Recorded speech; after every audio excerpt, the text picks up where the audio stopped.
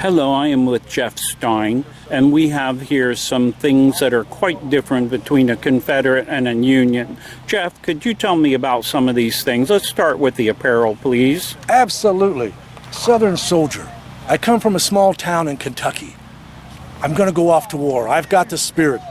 This uniform would be made by the ladies in my church. It's very coarse wool. It's called jean wool. Very coarse, very scratchy. But it was handmade. If I'm a Northern soldier, a Yankee, it's all produced, mass produced.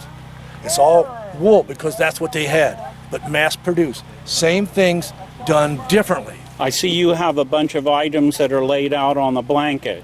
It looks like they're divided, what the North would have a soldier and what a South would have in a soldier. Can you explain the difference between the two, please? Absolutely. In the back, you have a knapsack. In the North, that has a wood frame. That's called a hard pack. It was issued in '61. You could pack that full of all kinds of things and carry it on your back like a knapsack. In the South, you needed the same thing, but you done it differently. That's my grandma's quilt. I would roll up a pair of drawers and some socks, my Bible, and a piece of paper and a pencil, sling it over my shoulder. Did the same thing. The haversacks, that's the purses here. In the North, that's painted canvas. It's waterproof. In the South, that's a bag my mama made me when I left.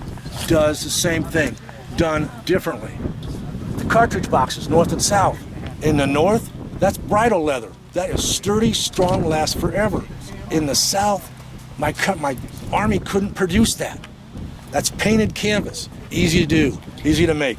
The belts are harness leather in the North, painted canvas in the South. They do the same things, but they're done differently. The canteens in the North, that's stamped steel, make thousands of them at a time. In the South, that's a wood one. When I left, the wagon maker in my town, he made me that canteen.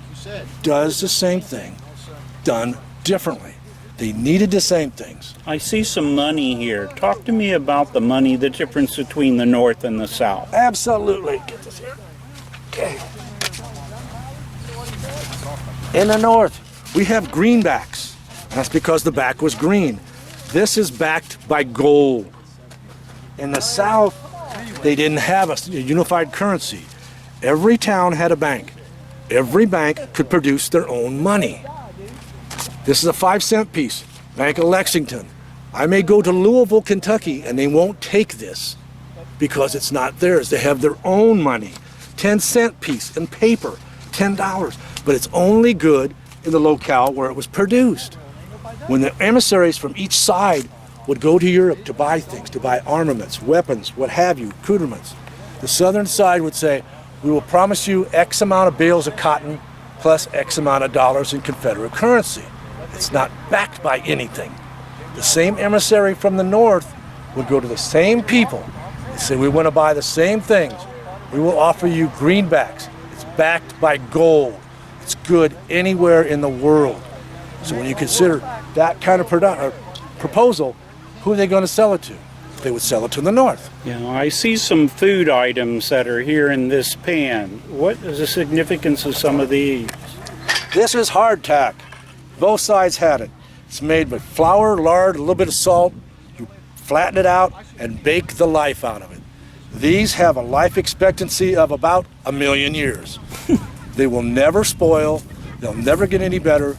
They'll never get any worse. Both sides had them. And it's hard. All this does is when your stomach is eating itself up, you're hungry, it fills the hole. I understand. No nutritional value whatsoever. But both sides were issued it. To eat it, you break it into small pieces, like this here. Put it in your coffee cup. Pour coffee on it, bacon grease, water. Let it soften up, and you would eat it with a spoon. But it's just to fill the hole. Well, that's quite interesting. Thank you very much. My pleasure, sir. My pleasure.